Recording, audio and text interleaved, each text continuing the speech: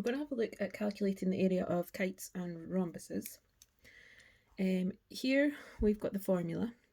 So the formula says area equals diagonal 1 times diagonal 2 and then divide by 2.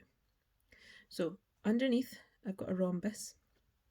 The diagonals are basically they are the diagonal lines that join the corners. So this is one of your diagonals and the other diagonal goes from here to here, so I've drawn it at the side. So when you're doing these questions, you need to identify your two diagonals, times them together, and then divide the answer by 2.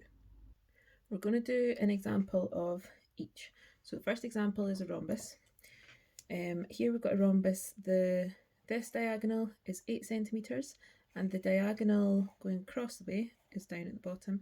It is 16 centimetres. So step 1 is write down your formula. So we're going to do a capital D and a little d to show that one is the 8 and one is the 16. If we used a capital D and a capital D, that would suggest they were the same number. So we're going to do one capital, one lowercase.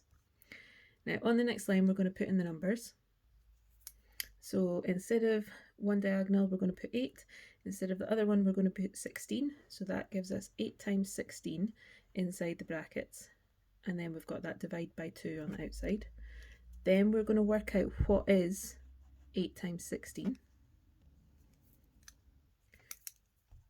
which is 128, and then you have to divide it by 2, which ends up being 64 centimetres squared. So you multiply the numbers together, then you divide whatever the answer was. Those are the two steps that we need to follow. We're going to do a second example, and this time it's going to be a kite. So this time our diagonals still go corner to corner. So one diagonal is drawn on the shape. So from here to here is 20 centimetres. The other diagonal goes from here to here, but it's drawn underneath and it's 15 centimetres. So those are our two numbers. It's exactly the same formula.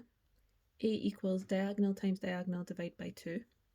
Then on the next line we put in the numbers. So we're going to put in 20 and 15.